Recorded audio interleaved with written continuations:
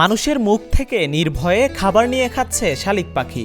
এমন দৃশ্য সচরাচর দেখা যায় না। তবে পাখিপ্রেমী যুবক ইয়ানবি শালিকের সঙ্গে গড়ে তুলেছেন বিরল এক বন্ধুত্ব।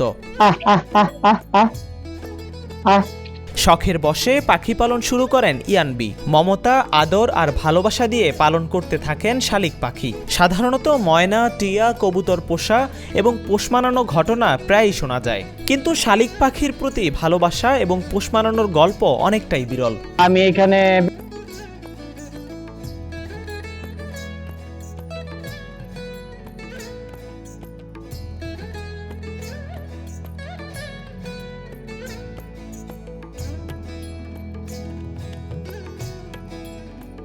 ইয়ানবি জানান, মানুষকে ভালোবেসে অনেক আঘাত পেয়েছেন তিনি, কিন্তু পাখিকে ভালোবেসে দ্বিগুণ ভালোবাসা ফেরত পেয়েছেন, যে কারণে মৃত্যুর আগ পর্যন্ত পাখি পালন করবেন বলে প্রতিজ্ঞাও করেন এই যুবক। এলাকাবাসী অনেকে ভালো বলে, অনেকে মন্দ বলে, হ্যাঁ তোর বয়স হয়েছে তুই এই বয়সে তুই পাখি পালো, কিন্তু পাখিরে আমি ছাড়তে পারি না। মানুষের যত ভালোবাসি মানুষের প্রতি আমার আঘাত দিচ্ছি, কিন্তু পাখিরে যত ভালোবেসি বেশি তখন আমার পাখি তার চেয়ে বেশি আমাকে ভালোবাসে। তো যাই হোক, আমি পাখি পালার শখ মরার আগ পর্যন্ত আমি পাখি পাইলে যাব, পাখিরে ভালোবাসা যাব।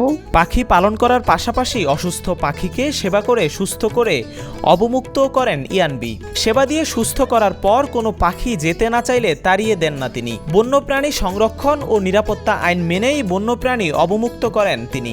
অসুস্থ পাখি যদি কেউ আমার আইনা দেয়, সেটারে আমি সুস্থ করে আমি পাখিগুলা ছেড়ে দিই।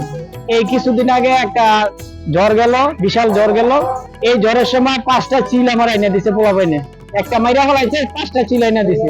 এই পাখিগুলা আমি নিজে আমার বাসায় রাইখা 5 দিন পর্যন্ত ওদের খাবার দিয়া শরীর যখন শুকাইছে, পাক ভালো হয়েছে, তখন আমি এই পাখিগুলো 5 দিন পর আমি ওদের ছেড়ে দিছি। ইয়ানবির ভালোবাসায় বশ হয়েছে শালিক পাখিগুলো। ডাক দিলেই সাড়া দেয় শালিকরা।